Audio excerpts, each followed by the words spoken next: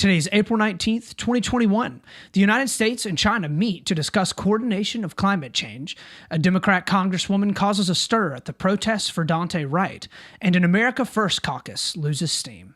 I'm your host, Austin Taylor, and this is Split the Difference podcast. Here we take a look at both sides of the political aisle as we try to bridge the gap between today's biggest issues. Remember, times may be divisive, and we may not always agree. But together we can stay level-headed, be reasonable, and always split the difference. Welcome back, Split the Difference friends. And Split the Difference family, we got another fantastic show for you here today. We were working tirelessly, as we always do, over the weekend to make sure that we were bringing all of the best news and insights that we possibly could for y'all here bright and early to start your week out on this Monday morning. We are looking at the left and the right as much as we can and trying to split the difference and find that sweet, sweet truth that lies right there in the middle. So, without further ado, let's go ahead and hop on into our first story of the day, story number one. So for our first story of the day, the United States and China last week met and discussed climate change. This was set against the backdrop of a lot of things that the United States and China have been disagreeing on over the past couple of years, the standing of Taiwan, the Uyghur Muslim concentration camps and the population there in China, and a lot of the incredible human rights abuses that are happening there promulgated by the Chinese government, tariffs on Chinese goods coming to America, and then, obviously plenty of other things. There have been a lot of joint statements and agreements. There have not been a lot of joint statements and agreements between the United States and China in quite some time that have actually been kind of a positive outcome from conversations that have been had between the two countries, because in a lot of ways, the U.S. and China are kind of the world superpowers and are almost always kind of opposed to one another on the international stage, kind of jockeying back and forth for that power and that number one position in a lot of different areas. So John Kerry, a Democrat politician that he's been in politics for years and years now. He led a United States special envoy for climate change and went over and met with, I believe their name is pronounced Shai Xinhua. They're the leader of China's Ministry of Ecology and Environment. So John Kerry and Xinhua talked for about 2 days and came together with a joint statement outlining the measures that each country would take in order to be able to address in a coordinated way the issue of climate change. So it basically said that the United States and China are, quote, looking to tackle the climate crisis, which must be addressed with the seriousness and urgency that it demands. So they agreed to a number of different things. One, they agreed to discuss specific emission reduction actions to decarbonize industry and power. That includes energy storage, carbon capture, and green hydrogen was one of the things that they said. They also talked through the use of, basically increasing the use of renewable energy, reducing emissions from coal, oil, and gas, so a lot of the fossil fuel energy emissions, and also addressing emissions from international aviation. That's slowly but surely kind of been coming under increasing pressure from a lot of people that want to see climate change addressed in a real way. It's basically reducing the emissions that we see from aviation, because flying is obviously the quickest and the most popular way to travel around, especially the world, not just domestically in the United States or domestically in China, but globally. So the exact specifics of each of these things and how they would be done was not really laid out, but instead this was kind of basically establishing that the United States and China would work towards these things together. So this is, in a lot of ways, seen as a huge win from the perspective of climate activists, especially on the left side of the aisle. So China is the world's largest carbon emitter, followed right behind by the United States at number 2. So many believe that if anything is actually going to happen or is going to be done in the way of helping to stop climate change, then it will have to be a joint effort between the United States and China, and them kind of leading the world on a global stage to kind of get other countries to buy into the fact that it's a problem and that a change can be made. However, I will say in the past, it has seemed like China is very reticent to agreeing on anything because they're worried that it'll damage their economy. The United States and China are really such large players in the world economy and in the world market that China, and many believe that if China agrees to step in and help the cause, yes, other countries will jump on board, but China's not really going to want to do it if it means damaging a lot of the workers and the jobs that are there in China and damaging the economy that China has built, which for the most part has been on a lot of high industry type of manufacturing, or a lot of things that have incredibly high emissions. So one of the other big things that was discussed is figuring out good ways to provide financing for developing countries as well, basically to help them develop in a way that is friendly to the environment. So since the Industrial Revolution really kicked off, 150 years ago or so, I guess, well, depending on what country you're in, but through the world over, when countries are starting to develop and they're really getting into a place where they're starting to increase industry, they're increasing the amount of wealth that they have, most of the time it is done through extremely high use of fossil fuels and manufacturing and all stuff in that nature. So the United States and China met together to try and hopefully also figure out ways that they could help finance smaller countries that are developing, and so that they develop in a way that is not on the back of fossil fuels.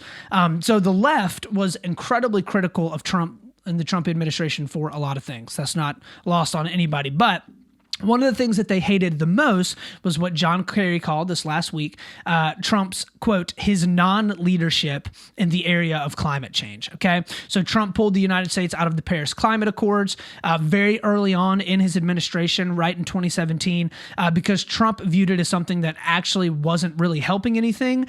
He also believed that the countries that needed to be held accountable to energy and emission standards weren't actually in it, and he argued, and much of the right agreed, that these accords were really just a way for developed countries to act like they're doing a lot when in reality they kind of really aren't.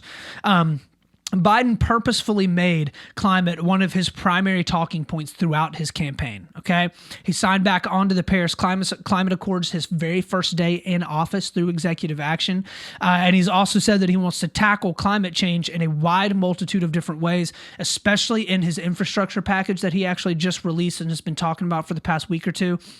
He wants the United States to be completely carbon neutral by 2050, basically meaning that the carbon dioxide or pollutants that are produced by the United States are offset completely by efforts to remove it from the atmosphere, or basically eliminating other emissions from society. Okay, so Biden wants us to be, completely carbon neutral as an entire country by 2050. He wants to take the leadership and be on the forefront of the world stage in combating and fighting climate change.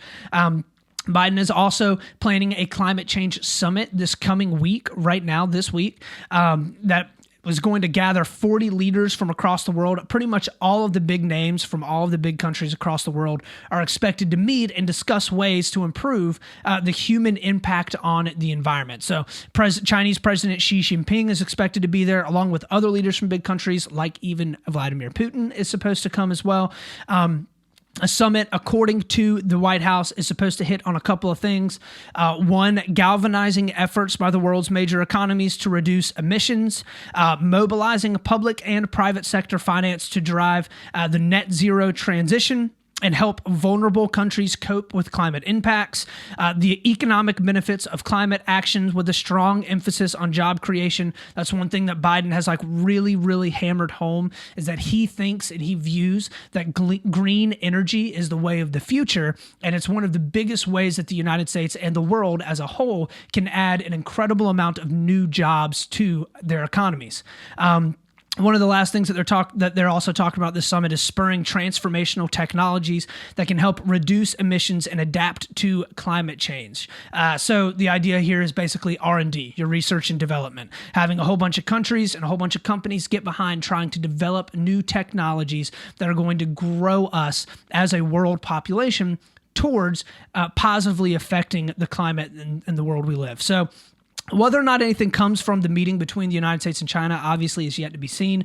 However, one of the key arguments from the right about a whole lot of the climate change stuff is that there are a lot of other countries that aren't doing anything to stop their emissions. Okay, so why would we destroy our economy to help when other countries don't have to? And before you say that argument is ridiculous, there really is something to be said for making sure that the United States does not cripple itself in regards to energy output and production, and keeping up, basically, to make sure that it keeps up on the world stage, okay?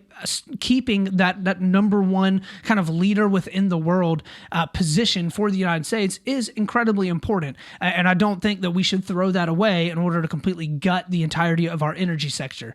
But what I will say is it really does look like now there's starting to be a more global consensus that moving towards greener energy is a beneficial thing, especially in the area of research and job creation, which Biden, like I said earlier, has harped on as a gigantic upside. So maybe we'll start to see a lot more of the right kind of leaning more towards helping and pushing towards greener energy, moving more towards helping, climate change in one way or another.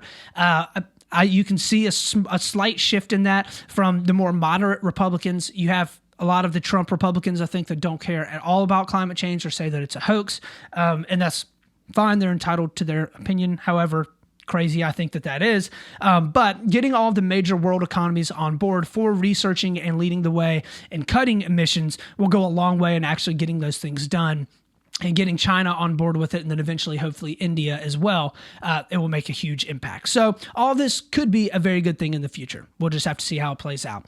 So with all of that having been said, that is the end of our first story of the day. Let's go ahead and hop on into our second story, story number 2. So for our second story of the day, Maxine Waters goes to Brooklyn Center. So over the past couple of days, we have seen more unrest continuing to build up in Brooklyn Center. That's the town right outside of Minneapolis where Daunte Wright was killed last week by a police officer. In case you missed that story, Wright was an unarmed black man that was killed by a cop during a traffic stop. It appeared that it was unintentional by the police officer, but since the cop that shot him was arrested and the chief of police actually stepped down, there's a whole bunch of moving pieces and a whole bunch of stuff that is, been happening there in that area over the past week. And there have been a lot of protests since then. There have been protests every single night. Many of those have ended in violence. Curfews have been set. And all the while, there's a backdrop of the Derek Chauvin case that is being tried about 15 miles away from where this actually took place. So amidst some of the chaos over the past couple of days, Democratic Congresswoman Maxine Waters decided that she wanted to go out there and get a whole bunch of publicity, okay? Because as we know, a good politician never lets a tragedy go to waste. So Maxine Waters, who is truly a terrible politician, okay? I have never been a fan of Maxine Waters, not just her politics, but the way that she goes about things and the way that she articulates things. There are a lot of people on the left side of the aisle that I have a lot of respect for. I at least respect their ability to be able to politic well, like Nancy Pelosi and Chuck Schumer. I don't agree with all of their politics, but for the most part, like they know what they're doing, okay? And they're doing their job for the most, pretty well in a lot of cases, okay? I don't agree with everything that they do. Maxine Waters, on the other hand, is just terrible, okay? She is out of California. She's pretty much a career politician. She's been in Congress for well over 2 decades, okay? And she pretty much makes her hay by saying absolutely ridiculous things and taking money from really large donors, okay? So Maxine Waters goes out there, not to her constituents at all, okay? She goes out there and starts spouting off some ridiculous stuff, basically stirring up more strife per usual. And she said, quote, "We've got to get more confrontational.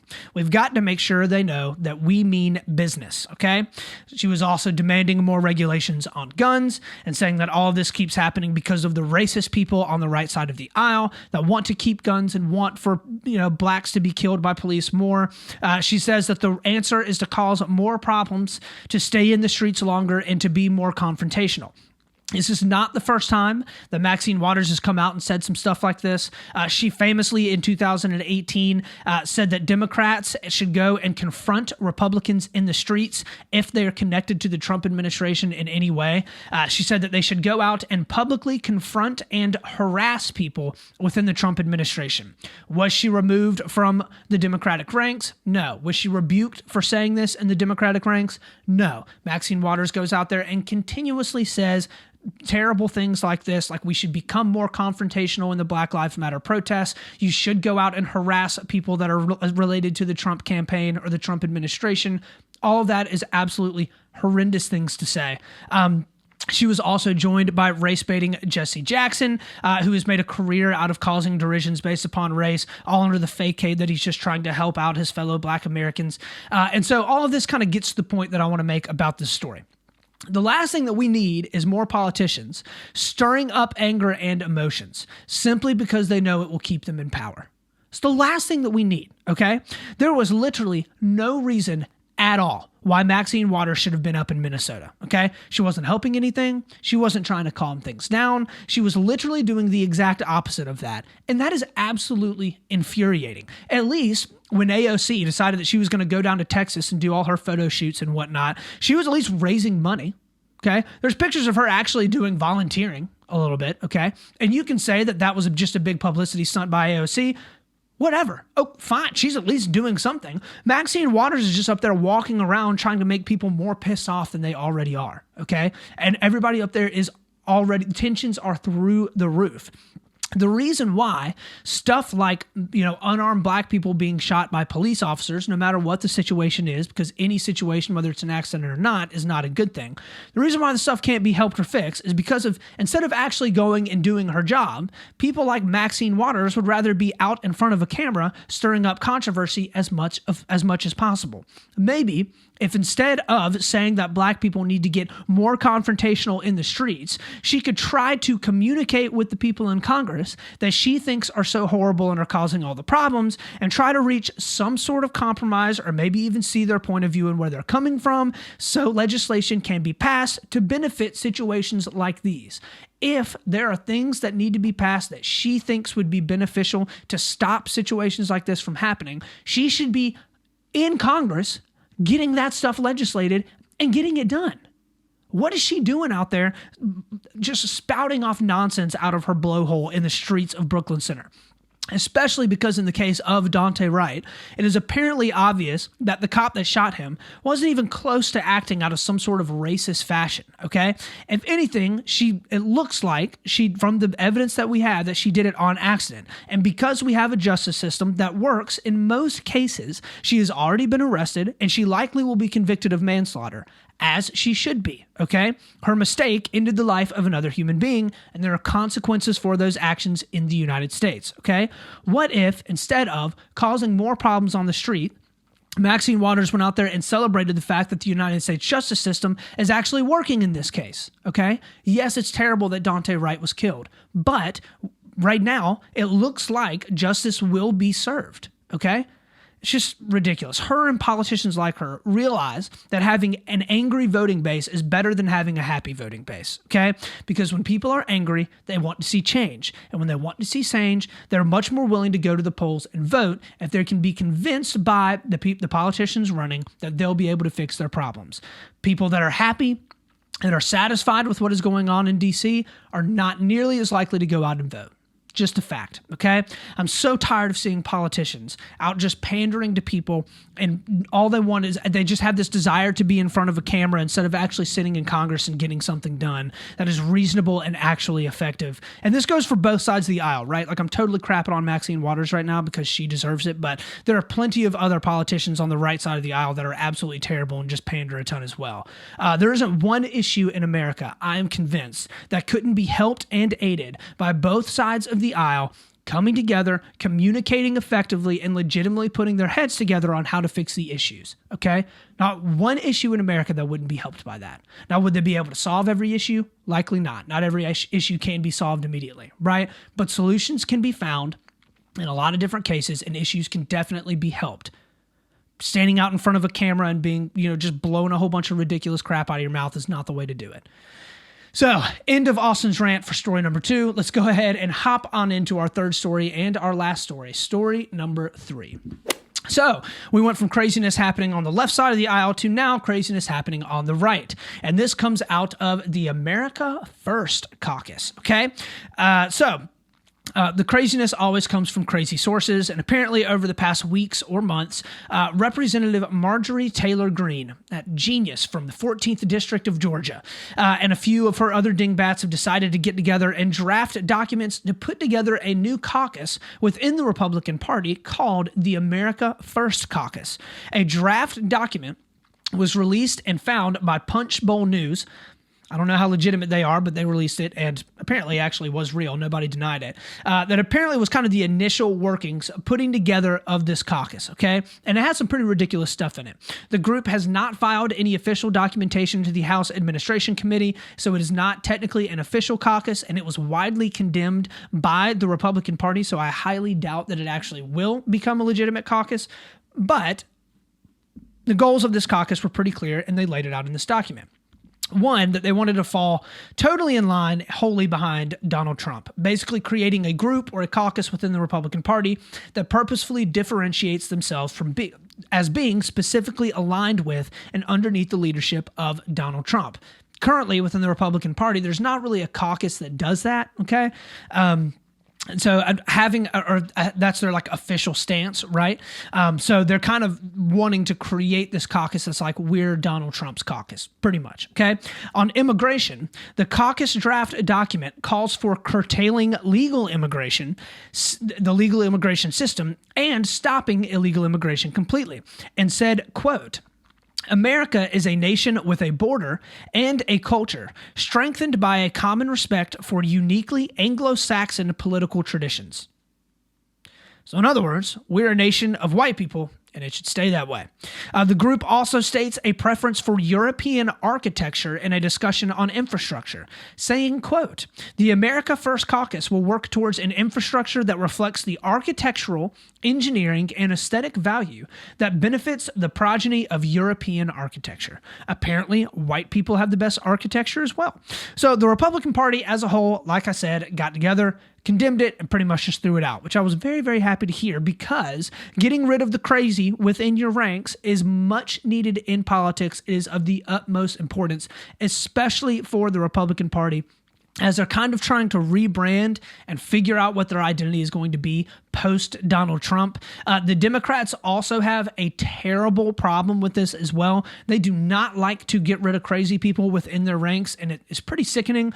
There's a lot of anti-Semitism within the ranks of the Democratic Party, and that's a pretty terrible look. The fact that Louis Farrakhan is even a name that a lot of Democrats are tied to is pretty terrifying, to say the least, because he has said some incredibly anti-Semitic things.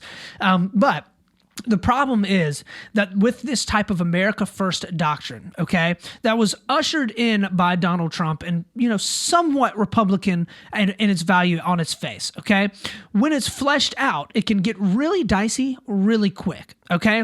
Wanting to take care of your own country and be proud of it is a good thing. There's absolutely nothing wrong with appreciating and supporting the country that you reside in, that you either immigrated to, or that you were born in, okay? Nothing wrong with that.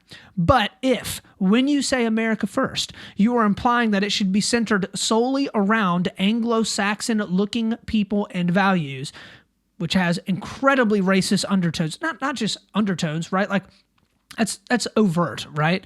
That is not what America needs or was really even founded on. Okay, having this doctrine prevalent within members of the GOP that have a very, very loud voice in Republican circles is not the path that they need or want to go down at all. And unfortunately, it is very difficult to purge these people from the ranks of the Republican Party because many of them are tied so strongly to Trump and Trump's voting base. And Trump has definitely consolidated control of the Republican Party. I mean, Trump's CPAC speech a while ago, I think it was like a month or two ago, had more views and coverage than the Golden Globes, which means that in just one speech that Donald Trump made, he beat out the coverage for the entirety of the Hollywood media conglomerate, okay?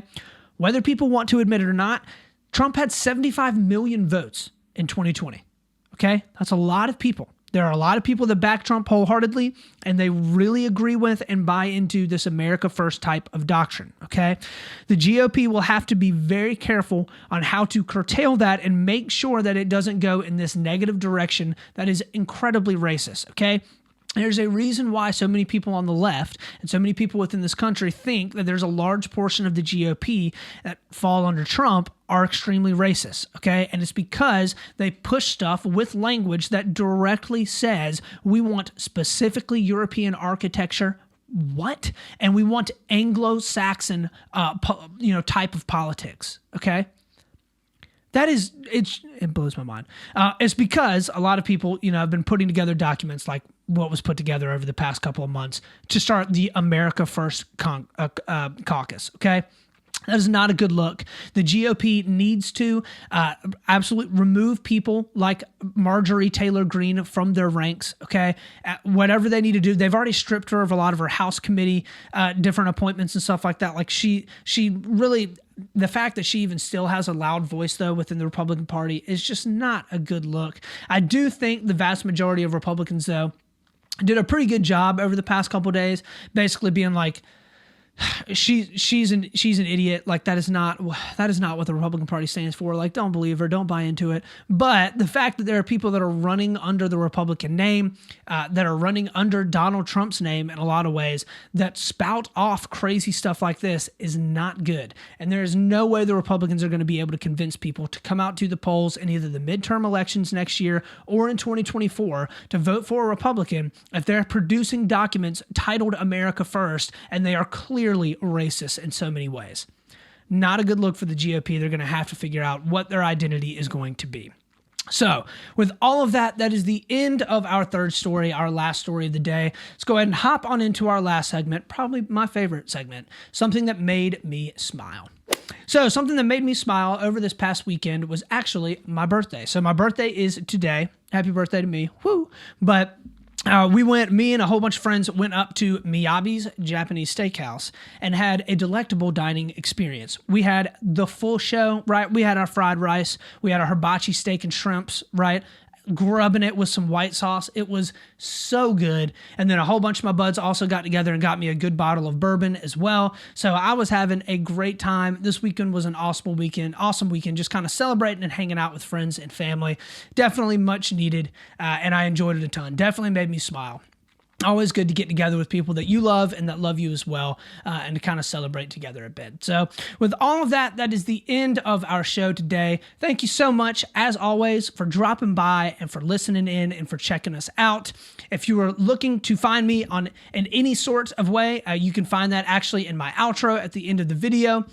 Remember, as always, y'all, we're going to do our best to stay level-headed. We are always going to be reasonable. And of course, we're going to split the difference. This is Austin Taylor. Thank you for listening to Split the Difference podcast, written, recorded, and hosted by Austin Taylor. If you're interested in getting in touch with me on Instagram, you can find me at Split the Difference Podcast. I'm on Facebook and YouTube at Split the Difference and on my website at splitthedifference.com.